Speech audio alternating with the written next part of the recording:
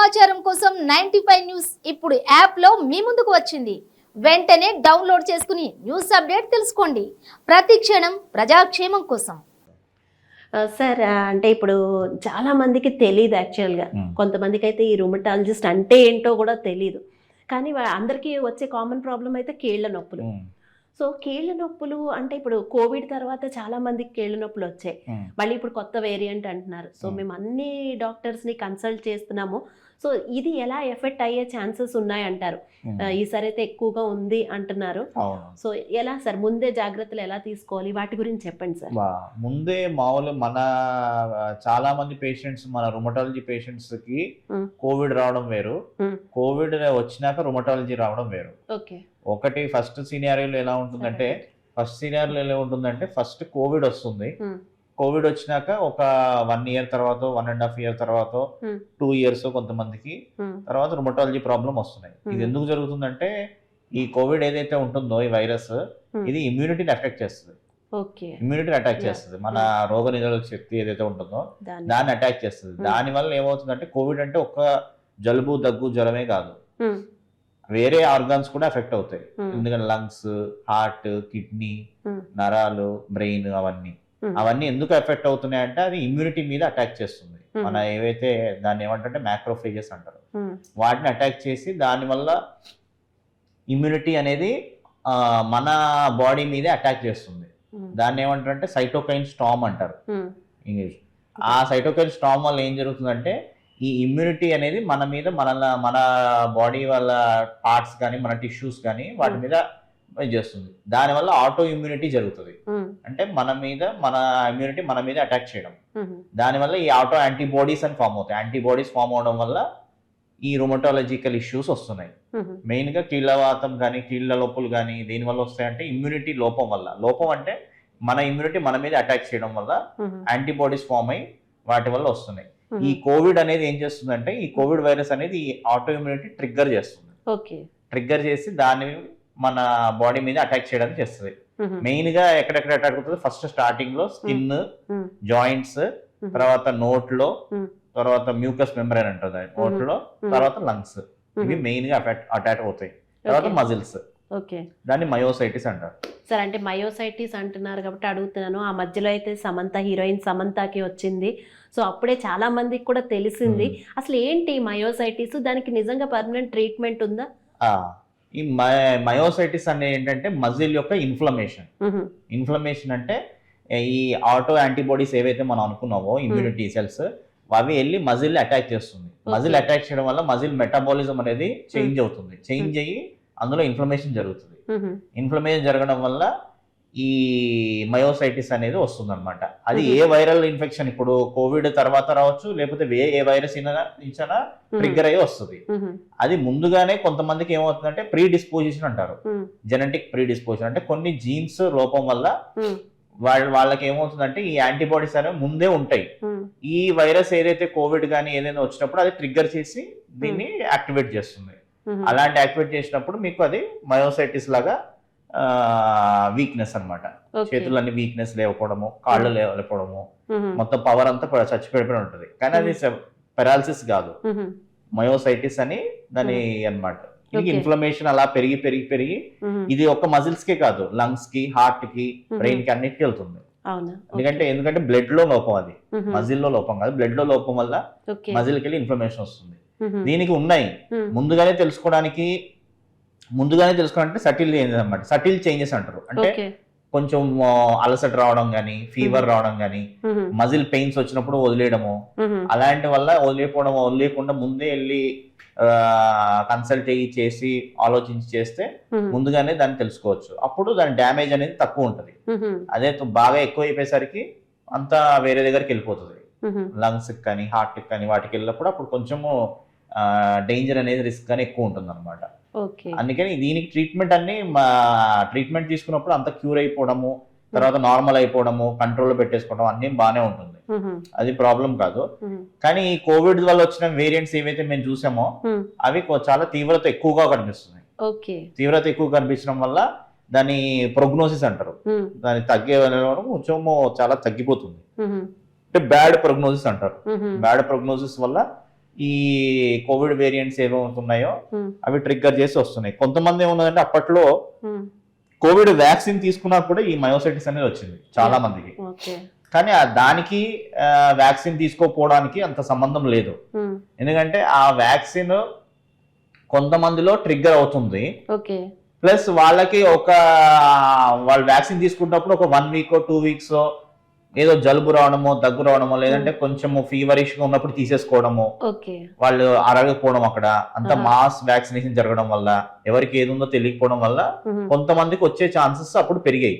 Sir కొంతమందికి అయితే vaccine తీసుకున్న తర్వాత బాగా కీళ్ళ నొప్పులని ఒళ్ళు నొప్పులని ఇలాంటివి కూడా వచ్చాయి, ఎందుకంటారా? అది ఆ బూస్టర్ వ్యాక్సినేషన్ ఏమైందంటే దానికి దీనికి గ్యాప్ చాలా మంది ఇవ్వలేదు. అప్పుడు ఇవ్వకపోవడం వల్ల ఇంకోటి ఏంటంటే ఈ నేను చెప్పినవి మజిల్ పెయిన్స్ ఉన్నప్పుడు తీసుకోవడము, కొంచెం ఫీవరిష్ ఉన్నప్పుడు, లేదంటే last week 1 week back cough cold అలా వచ్చినప్పుడు తీసుకోవడము దానివల్ల, లేదంటే కొంతమందికి బీపీ షుగర్ చెక్ చేయకుండా తీసేసుకోవడము, లేదంటే వేరే మెడిసిన్స్ ఏమైనా వాడుతున్నప్పుడు దాని మీద తీసుకోవడము. దీని వల్ల ఏమవుతుందంటే వ్యాక్సిన్ యొక్క సైడ్ ఎఫెక్ట్స్ లాగా కానీ ఇలా ట్రిగ్గర్ అయ్యేస్తున్నాయి. అప్పుడు ట్రిగ్గర్ అయ్యేవి.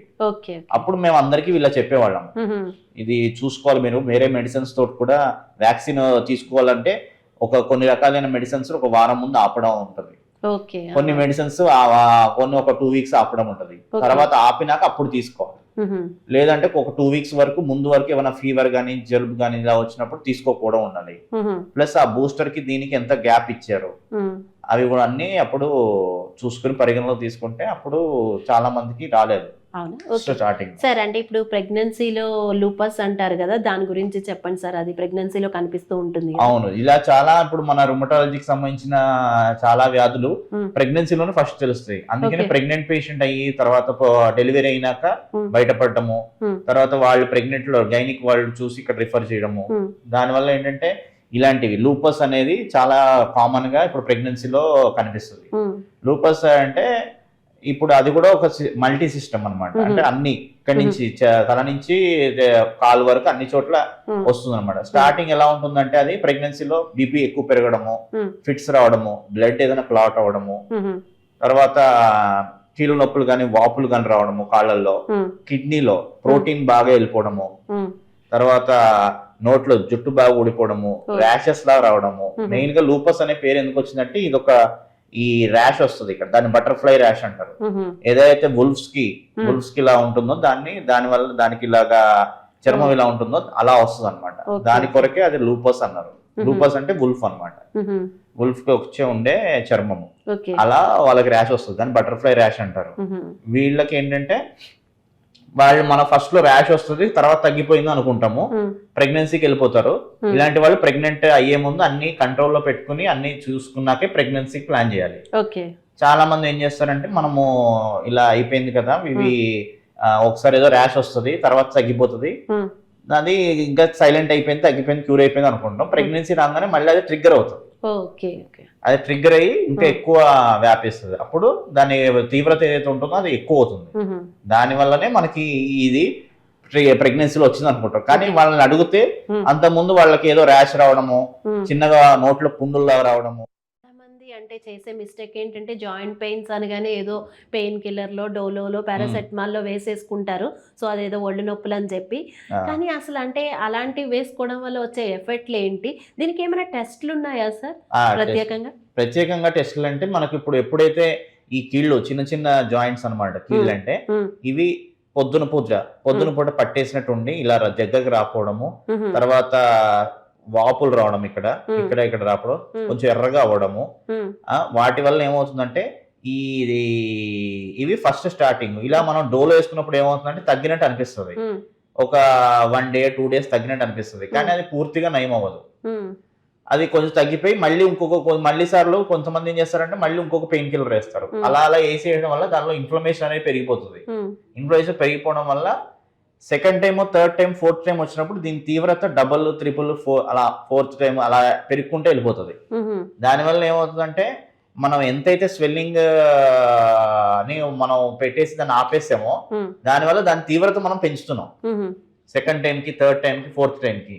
అందువల్ల ఫస్ట్ లో మీరు వెళ్ళి చూపించుకునే దానికంటే 4th టైం వెళ్ళినప్పుడు చూపించుకునే టైంకి చాలా డిఫరెన్స్ ఉంటుంది. ఫస్ట్ టైం వచ్చిన వాళ్ళకి ఏంటంటే తొందరగా తగ్గిపోయి క్యూర్ అయిపోయే ఛాన్సెస్ ఎక్కువ ఉంటాయి. అదే 4th 5th టైం వాళ్ళకి అలా సంవత్సరాల తరబడి వాళ్ళు ఓకే. అలా పెరుగుతూనే సరే, ఉంటది. ఇప్పుడు దీనికి ఏమైనా పెరాలసిస్ వాళ్ళకి ఏమైనా సంబంధం ఉంటుందా? అంటే మీరు ఇందాక అన్నారు కదా వాళ్ళకి ఇలా ఫ్రీగా రాదు అని చెప్పి టైట్ గా ఉంటాయని. సో ఈవెన్ అది మనం పెరాలసిస్ పేషెంట్ చూస్తాము. సో కానీ దానికి దీనికి సంబంధం ఏంటంటే అది ఏంటంటే జస్ట్ వీక్నెస్. అది నరం వీక్ అవడం బట్టి వచ్చిన వీక్నెస్ అన్నమాట. ఇది ఇన్ఫ్లమేషన్. ఇది జాయింట్ లోపల ఉంటుంది. జాయింట్ లోపల ఇన్ఫ్లమేషన్ వల్ల జాయింట్ అనేది దగ్గరికి రాకపోవడం. అంటే జాయింట్ లో మనం పనిచేసే జాయింట్ ఇలా పనిచేయాలి కానీ అది దగ్గర రాకుండా ఉంటది. ఆ దగ్గర రాకుండా ఎందుకు ఉంటుందంటే ఆ ఇన్ఫ్లమేషన్ అనేది తినేస్తా ఉంటది ఆ జాయింట్ ని. ఓకే. అంటే తినేయడం అంటే అది ఆ స్వెల్లింగ్ వచ్చి దాన్ని ఆపుతుంది. దాన్ని రిస్ట్రిక్షన్ అంటారు, స్టిఫ్నెస్ అనమాట, పట్టేయడం అంటారు. దాని కొరకు ఏమవుతుందంటే పెరాలసిస్ కి దీనికి మళ్ళీ రాదు. మన పెరాలసిస్ వచ్చిన హ్యాండ్స్ లో కూడా ఇన్ఫ్లమేషన్ అనేది చాలా తక్కువ ఉంటది. ఏజ్ లిమిట్ అయితే లేకుండా కేళ్ల నొప్పులు అయితే అందరికీ వస్తున్నాయి ఈ మధ్యన. దాని గురించి ఏమంటారు? అసలు ఇలా రావడానికి గల కారణం ఏంటి? ఇప్పుడు ఇది ఏదైతే రుమటాలజీ ప్రాబ్లమ్స్ కానీ ఏమైనా ఉంటున్నాయో కీళ్ళ నొప్పులు అని అనుకున్నవి ఇవి చిన్నపిల్లల నుంచి స్టార్ట్ అవుతున్నాయి. చిన్న అంటే ఇప్పుడు 2 ఏళ్ల పాప నుంచి 2 ఏళ్ల బాబు నుంచి స్టార్ట్ అయ్యే చాలా ఛాన్సెస్ ఉన్నాయి. దీన్ని ఏమంటారంటే ఆటో ఇన్ఫ్లమేటరీ సిండ్రోమ్స్ అంటారు. ఆటో ఇన్ఫ్లమేటరీ సిండ్రోమ్స్ అంటే మన ఇదైతే ఇన్ఫ్లమేషన్ ఏదైతే అనుకున్నామో అది పెరుగుతుంది అంటే అది జెనెటిక్స్ లోనే ప్రాబ్లం వస్తుంది. అంటే జెనెటిక్స్ లో ప్రాబ్లమ్స్ వల్ల కొంతమంది ఏంటంటే అమ్మకు ఉన్నవి కూతుళ్ళకి అంటే అమ్మాయిలకు వచ్చే ఛాన్సెస్ ఎక్కువ ఉన్నాయి. అదే ఆ ఫాదర్ కు ఉన్నవి బాబుకి వచ్చే ఛాన్సెస్ ఉంటాయి. అలాగనమాట. ఇప్పుడు అది ఏ టైంలో వస్తుందని మనం చెప్పలేము. కొంతమందికి 5 ఏళ్లకే రావచ్చు, కొంతమందికి 10 ఏళ్ళకి రావచ్చు, కొంతమందికి 15 ఏళ్ళకి రావచ్చు, కొంతమందికి 20 years కి రావచ్చు, కొంతమందికి ఏంటంటే ప్రెగ్నెన్సీ టైంలో కూడా రావచ్చు. మన ఈ ఏదైతే ఉండే జెనెటిక్స్ లోపం వల్ల ఈ జెనెటిక్స్ కొంతమందికి ఏమవుతాయంటే ఇప్పుడు తల్లికి ఉన్నప్పుడు ఏదైతే జబ్బు ఉంటుందో అది పిల్లలకు వచ్చే ఛాన్సెస్ కూడా 50-50 ఉంటాయి. అంటే కొంతమందికి వస్తే కొంతమందికి రావు.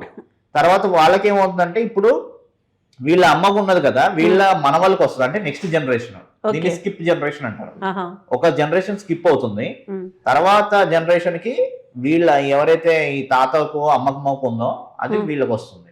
అంటే జెనెటిక్స్ అనేవి వెళ్తాయి, జీన్స్ అనేవి. కానీ మేనిఫెస్టేషన్ అంటే డిజీజ్, ఆ జబ్బు రావడం ఏమో అందరిలో రాదు. అది ఒక పరంగా మేము చూసాము. చాలా మందికి అమ్మలకు ఉంటది కానీ వీళ్ళకి ఏం అవ్వదు. చాలా వాళ్ళ కూతురికి ఉండొచ్చు. అంటే వాళ్ళ అమ్మమ్మకో తాతకో ఉంటది అనమాట. అది దాని వల్ల జరుగుతుంది. ఓకే సార్, కొంతమందికి అయితే కాళ్ళ దగ్గర కూడా జాయింట్స్ లో కూడా పెయిన్స్ వస్తూ ఉంటాయి. అంటే ఇది ఏంటి కారణం? ఒబిసిటీయా, ఏదైనా బాడీ వెయిట్ ఎక్కువ పడా, అలాంటి రీజన్స్ ఏమైనా ఉంటాయి? ఈ ఒబెసిటీ వల్ల ఏమవుతుందంటే బీపీ గానీ షుగర్ గానీ రావడం వచ్చే ఛాన్స్ ఉంటాయి. అలాగే ఇంకొకటి ఏంటంటే యూరిక్ యాసిడ్ అంటారు. ఈ యూరిక్ యాసిడ్ పెరుగుతుంది. యూరిక్ యాసిడ్ ఎందుకు పెరుగుతుంది అంటే కొలెస్ట్రాల్ వల్ల అవ్వచ్చు, లేదంటే వాళ్ళ లైఫ్ స్టైల్ వల్ల అవ్వచ్చు, లేకపోతే వాళ్ళ ఫుడ్ హ్యాబిట్స్ వల్ల అవ్వచ్చు.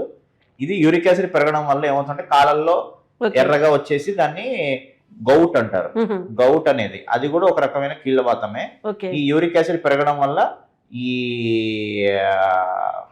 లెగ్స్ లో గానీ, ఫుట్ లో గానీ, తర్వాత హ్యాండ్స్ లో కూడా చిన్న చిన్న కాయల కింద వస్తాయి. ఫస్ట్ రెడ్ అవుతుంది జాయింట్, దాని తర్వాత నొప్పి, తర్వాత చిన్నగా డిపాజిట్స్ అంటారు వాటిని, దాన్ని గౌట్ అంటారు. అది కూడా చాలా మందికి ఇప్పుడు లైఫ్ స్టైల్ సిటీ లైఫ్ వల్ల దీనివల్ల అందరికి మేము చూస్తున్నాము.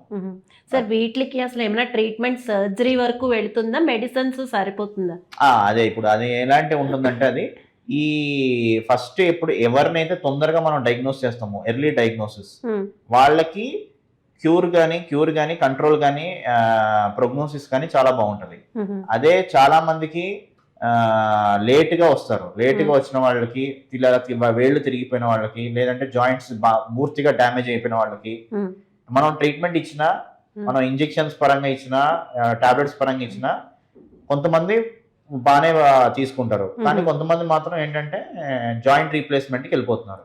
అందుకని మేము అందరూ ఏమేమి చెప్తున్నాం అంటే తొందరగా ముందే జాయింట్ ఇలాంటి సిమ్టమ్స్, కీళ్ళ నొప్పులు, వాపులు, స్టిఫ్నెస్, తర్వాత వాపులు వచ్చేసి ఇలా ఉండిపోవడము, ఫీవరు, స్కిన్ ర్యాషెస్, సోరియాసిస్ ఇలాంటివన్నీ వచ్చినప్పుడు ముందుగానే మీరు తీసుకుని డాక్టర్ దగ్గరికి వెళ్ళడము, వీళ్ళ కీళ్ళ నొప్పుల వ్యాధుల దగ్గర, స్పెషలిస్ట్ దగ్గరికి వెళ్ళడము, రుమటాలజిస్ట్ దగ్గరికి వెళ్ళడము, అలా చేస్తే ఏంటంటే ఇవన్నీ మనం అరికెట్టచ్చు. Joint Okay. Replacements, joint damage, Mhm. Joint deformities అంటారు, అంటే తిరిగిపోవడము, Okay. ఇవన్నీ మనం ముందుగానే అరికెట్టచ్చు. అసలు అంటే జాయింట్ రీప్లేస్మెంట్స్ అంటే ఏ ఏజ్ వరకు చేస్తారు సార్? అంటే దీనికి ఏజ్ లిమిట్ ఏమైనా ఉంటుందా జనరల్? ఏజ్ లిమిట్ ఇప్పుడు 40 ఇయర్స్ 45 ఇయర్స్ ఉన్న వాళ్ళు కూడా ఇప్పుడు రీప్లేస్మెంట్ జరుగుతున్నాయి. ఈ Mhm. రీప్లేస్మెంట్ ఎందుకు జరుగుతున్నాయి అంటే వాళ్ళకి ముందు నుంచే ఉన్న రుమటాయిడ్ ఆర్థరైటిస్, స్పాండైలో ఆర్థరైటిస్, సోరియాటిక్ సంబంధించిన ప్రాబ్లమ్స్ అవి ముందు నుంచే ఉంటాయి.